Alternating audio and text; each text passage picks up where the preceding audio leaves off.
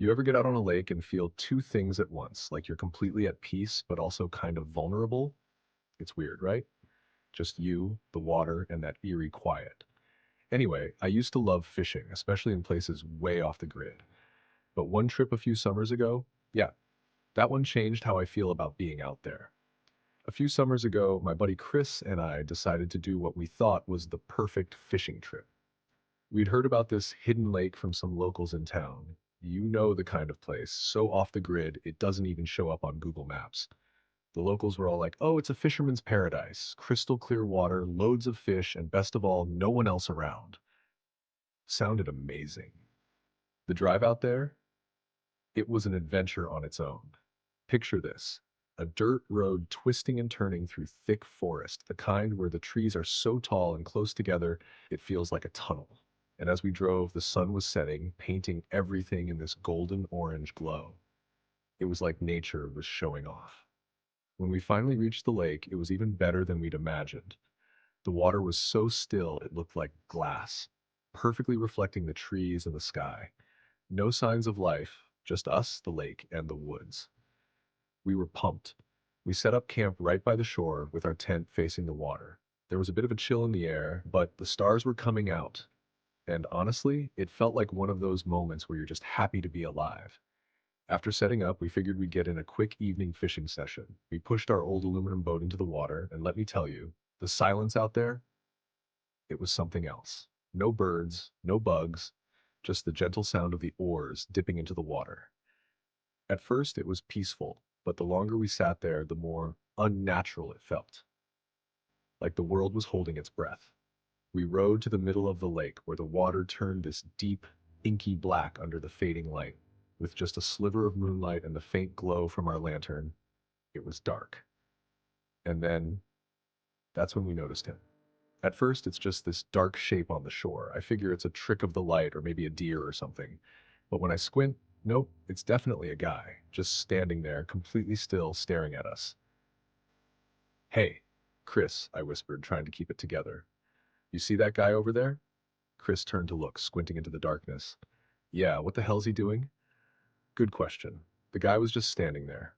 No gear, no flashlight, nothing, just standing there in the dark, staring at us. Maybe he's a camper, Chris said, trying to sound casual, but I could tell he wasn't buying it. Out here? No way, I muttered. We tried to focus on fishing, but how could we? Every time I glanced over, he was still there. Same spot, same creepy stance, not moving. Finally, I couldn't take it anymore. This is getting weird, I said, reeling in my line. Let's head back. Chris didn't argue. I grabbed the oars, rowing us back as fast as I could without tipping the boat. By the time we hit the shore, it's like my nerves are shot. The guy? Still there, still watching. Back at camp, we dragged the boat onto the shore and hurried to our tent. But now that we were closer, I could see him better. He was tall and skinny, with long, messy hair and clothes that looked wrong, like he'd been out there for way too long. And his face, God, his face, it's like there's nothing behind it. No expression, no emotion, just blank. Let's just get inside, Chris said, and I didn't need convincing. We sat by the fire for a while, not saying much. The once peaceful silence now felt heavy, like it was pressing down on us. I couldn't stop picturing the guy's face, the way he just stared. Eventually, we crawled into the tent, hoping sleep would make everything feel normal again.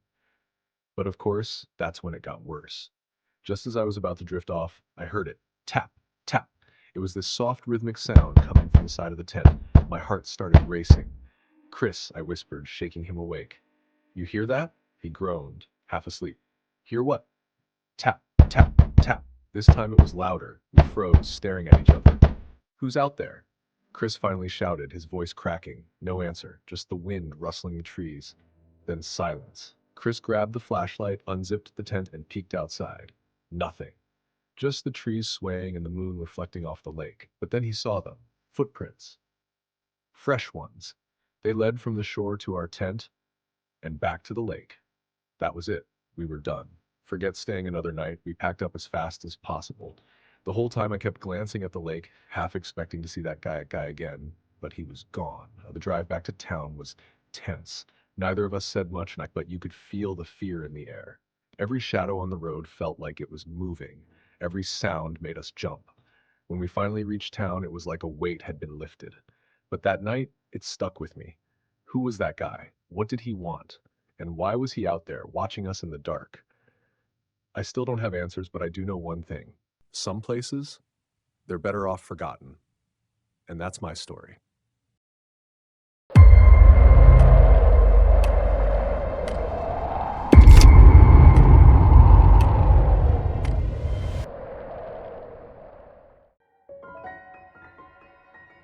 You ever been so far out in the middle of nowhere that it feels like you're the last person on Earth? I mean, really out there.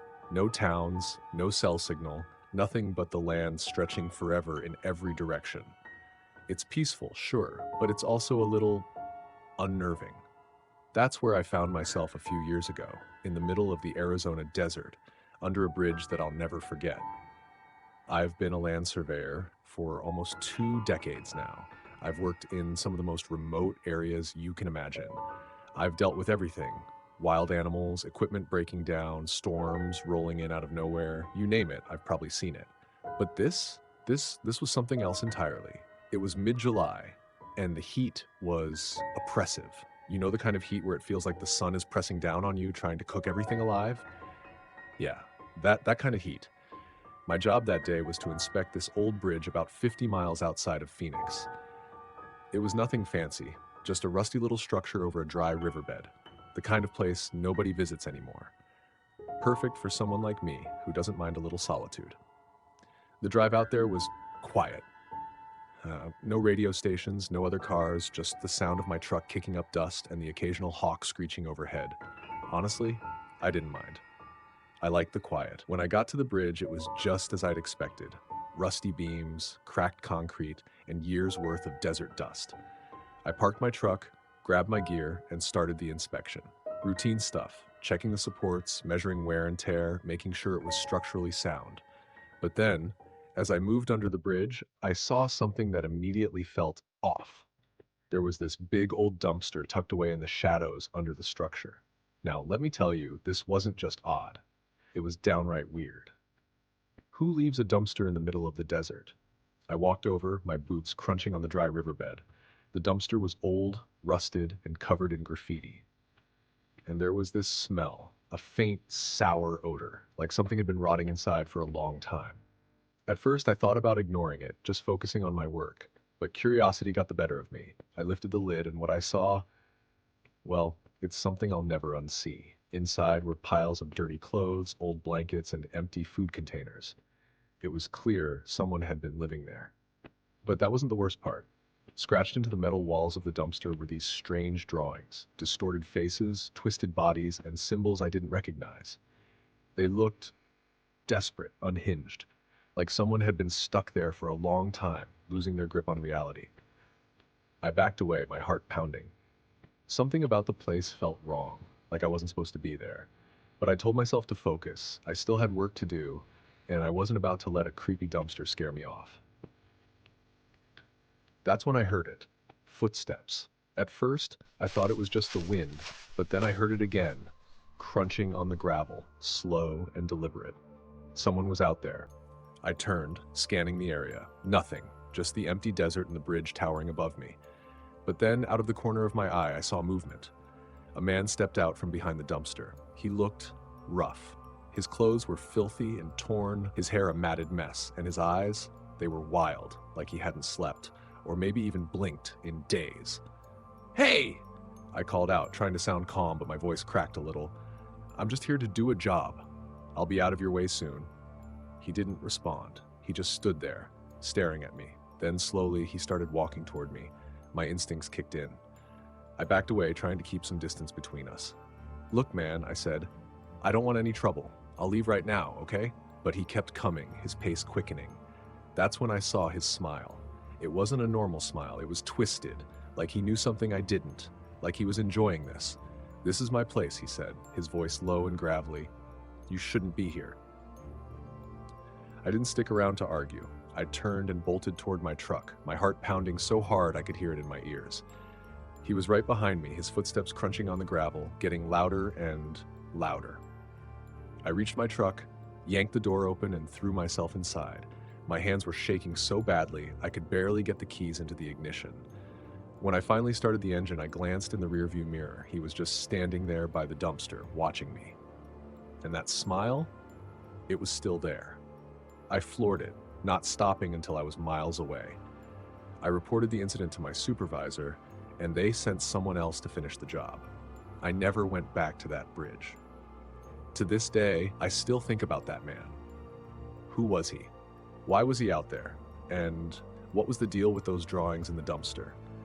I don't have answers, but I do know one thing. Out there, in the middle of nowhere, you're on your own. And sometimes you stumble across things, people, that remind you just how alone you really are. So if you're ever in the desert or anywhere remote, keep your eyes open, stay alert, and most importantly, trust your instincts. Because you never know what or who might be lurking just out of sight.